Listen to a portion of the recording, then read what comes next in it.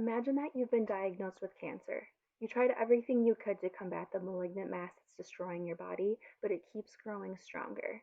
Your doctor tells you there's nothing more they can do to kill the mass. You're placed on hospice and palliative care begins. As time passes, the pain becomes less manageable. You're losing your independence and your dignity is quickly diminishing. You know you're dying, and you've accepted that fact. As a sound minded adult, you wish to end your suffering on your own terms. But you can't because you live in Wisconsin, where physician-assisted suicide is illegal. After extensive research and consideration of both sides of the issue, I'm here today to convince you that physician-assisted suicide liberates terminal patients and should be legalized. The Wisconsin state legislature needs to introduce new legislation legalizing physician-assisted suicide in Wisconsin. So I will start today by expanding on the problem, which is that prohibition of physician-assisted suicide forces terminal patients to endure avoidable suffering. I will finish by covering how the legalization of physician-assisted suicide gives terminally ill Wisconsinites the autonomy to decide when to end their battle. So let's begin by reviewing my first main point, which is that terminally ill patients in Wisconsin are forced to endure avoidable suffering until they perish. My first subpoint is that terminal patients in most states lack access to legal physician-assisted suicide. The following information has been taken from an e-article titled States with Legal Physician-Assisted Suicide, which I found on Procon. This information was last updated on July 25th of 2019. So currently, physician-assisted suicide is illegal in 41 states. 34 of the states are by civil law, 3 states by common law, and 4 states by lack of legislation permitting assisted suicide. Here in Wisconsin, it is due to Wisconsin Statute 940.12, which basically states that anyone who assists in suicide is guilty of a felony, as is the case in most states. Some other states also impose fines or imprisonments as a punishment instead. And is legalized currently in 9 states and DC. 8 states in DC are legalized by legislation, and Montana is the exception. They are legalized by court ruling. So let's move on to my second subpoint, which is that ethical reservations prevent legislation permitting physician-assisted suicide from being passed. So I think a lot of the reservations around physician-assisted suicide are boiled down to a religious bias. So members of the Catholic Church believe that killing humans, even if it is to alleviate suffering, goes against divine law, which is like God's law. In the June 10th, 2016 Angelus News e-article titled Coming to the End of Life in California, Jose H. Gomez, Doctor of Theology and Catholic Archbishop of Los Angeles, claims the logic of assisted suicide leads inevitably to the government and corporate administrators essentially deciding which lives are worth saving and caring for and who would be better off dead.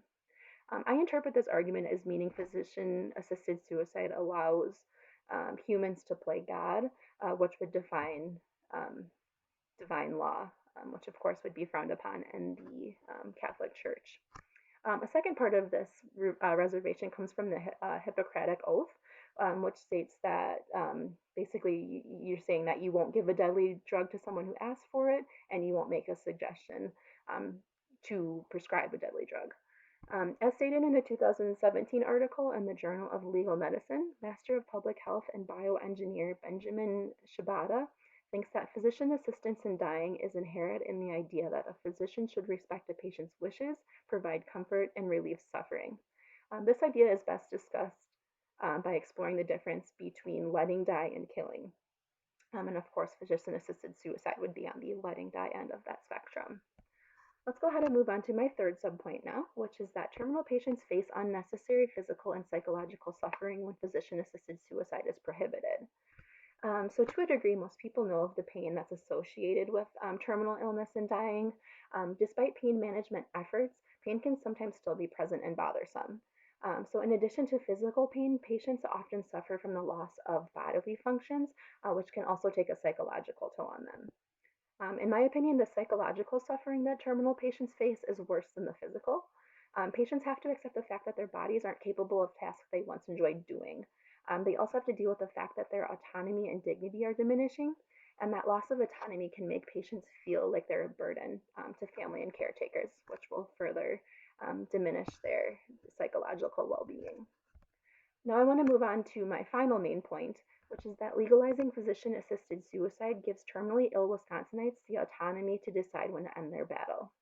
So to help terminal patients, we need to touch on my first subpoint, which is that legalization that nullifies statute 940.12 promotes value of life by allowing dignified death.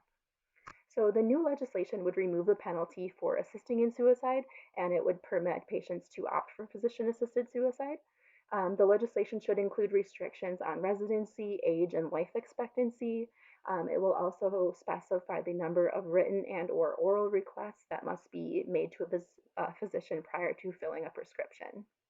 Almost all of the states currently currently with physician-assisted suicide require that patients are a resident of the state, they're 18 years of age or older, and have 6 months or less to live.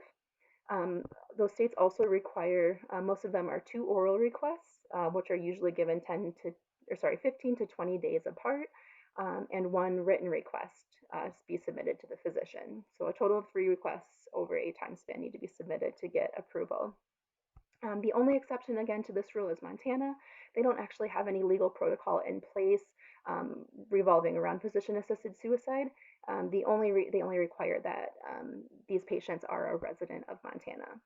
So let's move on to my next subpoint, which is that by nullifying statute 940.12, terminally ill Wisconsinites gain the freedom to choose dignified death. So opting for physician-assisted suicide gives patients a chance to plan for their deaths. They can get their estate taken care of and say their final goodbyes to friends and family, and they also get to avoid additional deterioration of their physical body.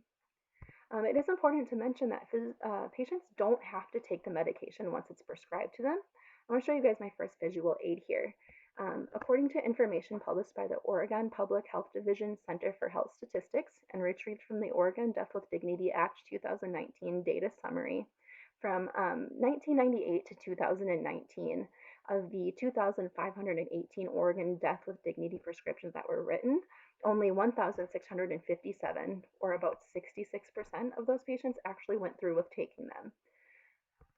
Let's move on to my final subpoint then, which is that legalizing dignified death demonstrates respect for human value. According to the August 2016 Lineker Quarterly Journal article, Professor of Biomedical Ethics Dr. Daniel P. Solmsey and his team of colleagues claim that human dignity ultimately rests not on a person's interests, but on the value of the person whose interests they are, and the value of that person is infinite.